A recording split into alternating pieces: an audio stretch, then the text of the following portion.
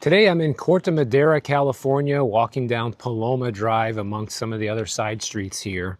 And I want to talk about the major problems that we are seeing in real estate right now, because home builders are usually the leading indicator of what's going on in the housing market and where things are headed.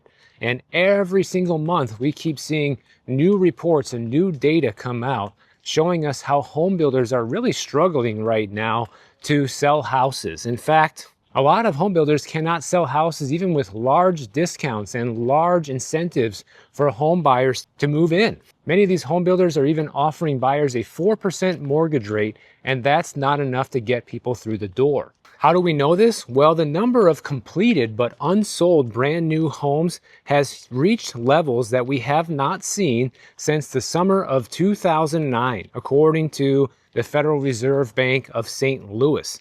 At the end of last year, builders were pretty confident that in 2025, they would be able to sell more homes, so they ramped up building. But here's the thing, the demand never actually caught up. They built a lot of homes, but the demand didn't come with it. And so you can see on this chart here that goes all the way back to the year 2000 that it is in fact the highest amount of unsold homes since 2009. Was it higher in 2009?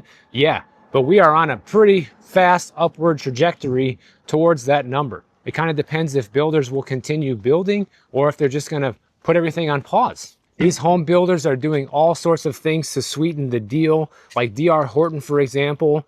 They build 1 out of every 7 brand new homes in the country, and they have their own financing company, and they're offering people 3.99% on a mortgage, and it's not enough. They have also knocked 3% off its average selling price over the past 12 months, and they just announced they expect to cut prices even further going into 2026. No matter how many times they cut prices, no matter how low they bring interest rates down, it just doesn't seem to be enough to get people off the sidelines.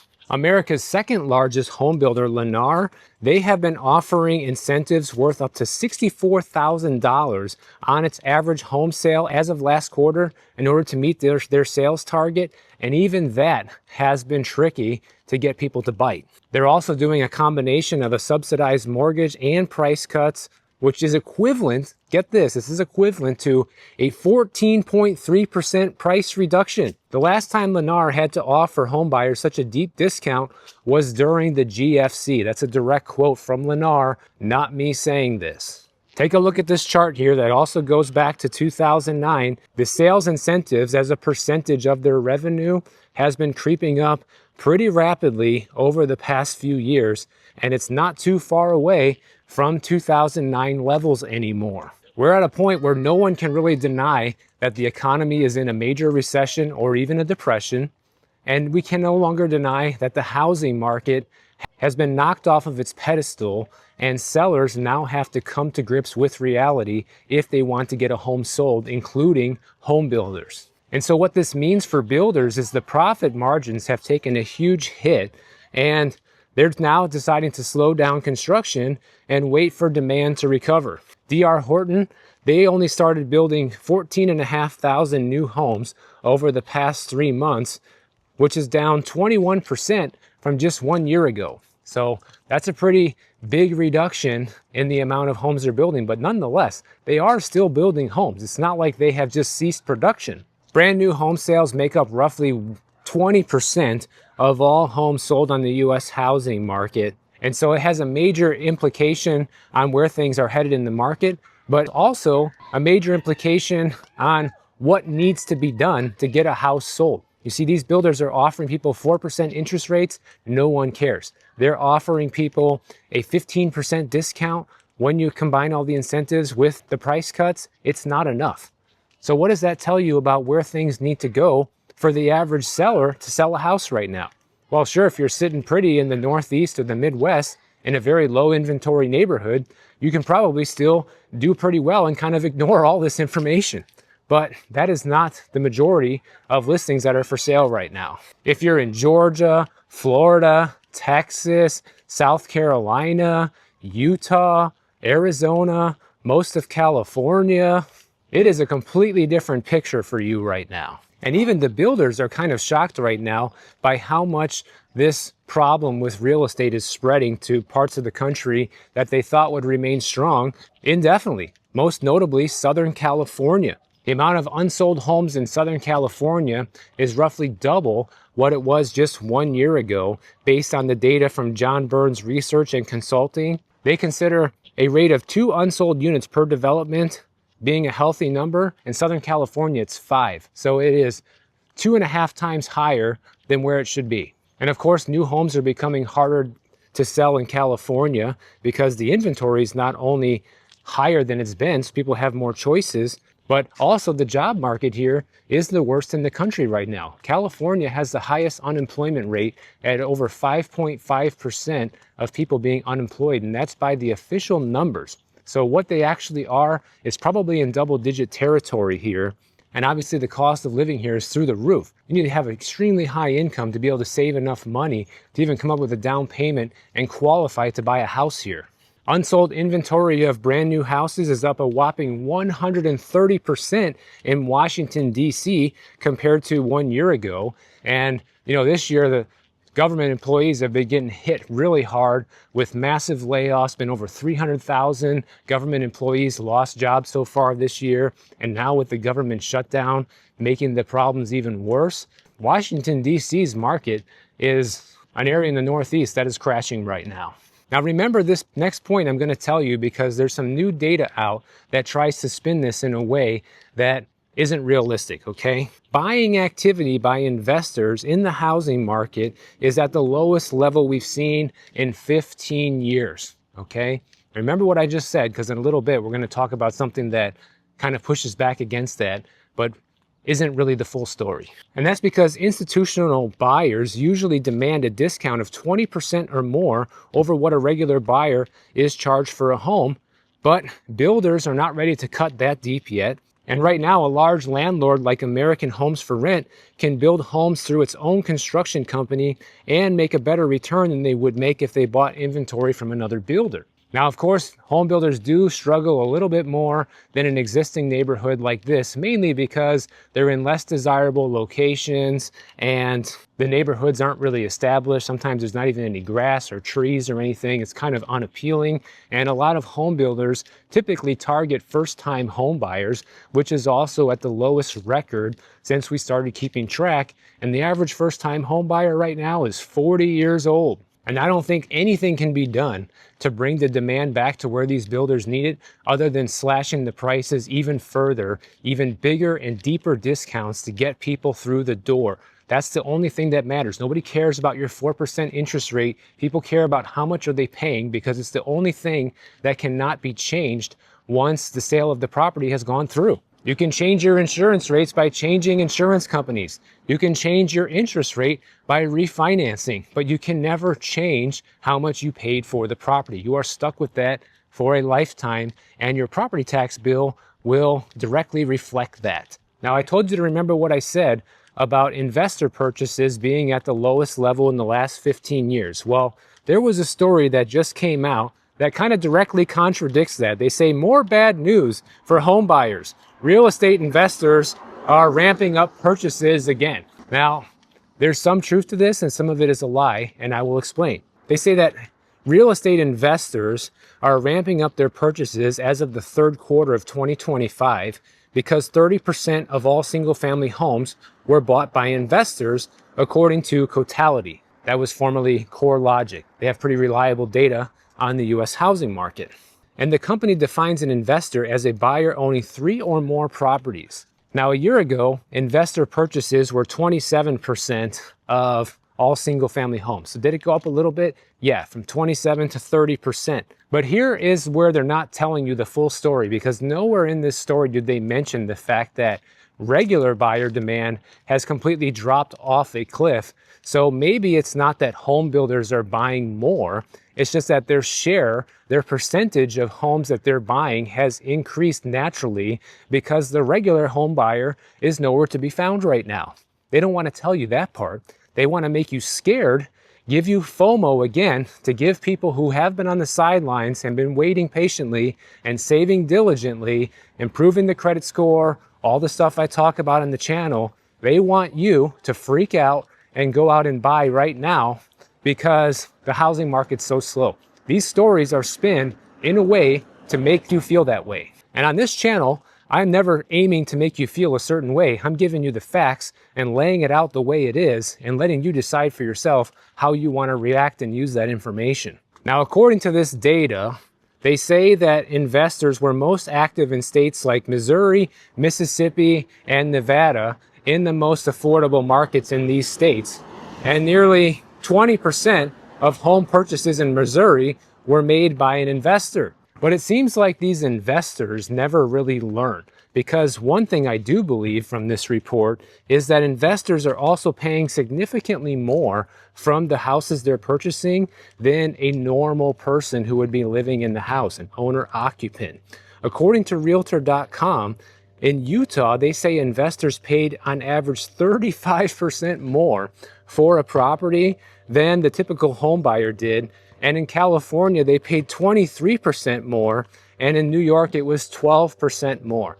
I mean, these guys are fools, guys. Let them go ahead and lose all their money, you know? We've already seen it happen with Zillow and Open Door and all these other iBuyer programs that thought they were going to get rich flipping properties and instead went bust. But I think part of the issue is that so many of these investment firms are backed by pretty substantial capital that is looking for a home. You know, there's a lot of money out there from a lot of people who are wealthy, and they're looking for places to put that money.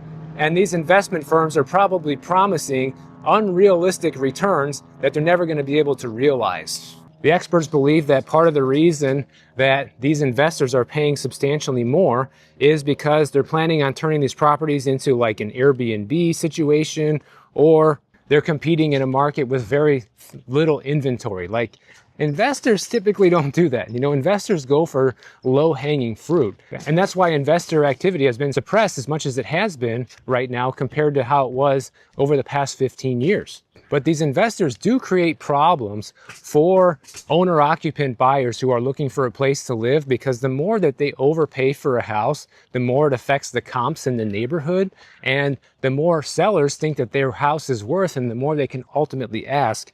But the problem is those investors have the money to pay those premiums and take a chance on the property, whereas the everyday average home buyer does not.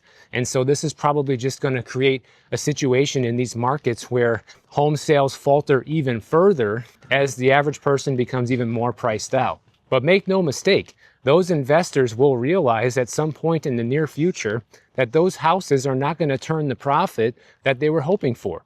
A lot of Airbnb people have already been going bust over the past couple of years, losing sizable portions of their short-term rental business, and making money off of them as a traditional rental is next to impossible right now, especially when you're paying 35% more than the average home buyer. You know, you have to pay less than the average home buyer to even have a shot at turning a profit these days. But the housing market has so many things working against it right now. The federal government is one of them, as if things aren't already bad enough.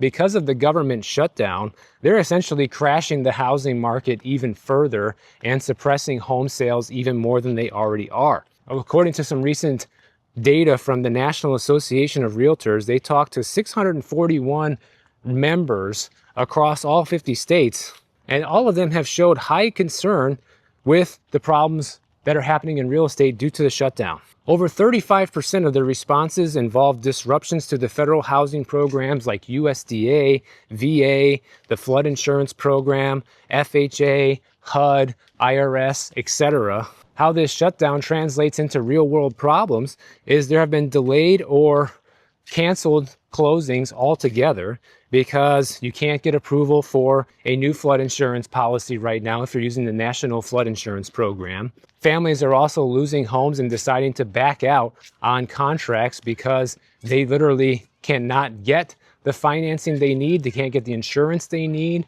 or they simply are too scared about the whole situation with the economy and the shutdown that they just pull out on their own. A lot of military families are heavily impacted by this, as most of them use VA loans, and those are not happening right now. And of course, to make matters worse for military families, a lot of them are not even collecting a paycheck due to the government shutdown. There's also been things reported like escrow delays, canceled transactions, and fading buyer confidence. I wonder why. So many buyers and sellers, for that matter, are putting their plans on hold, and the cancellations have been ramping up. In fact, according to Redfin, the cancellations for real estate are the highest they've ever been since they started keeping track.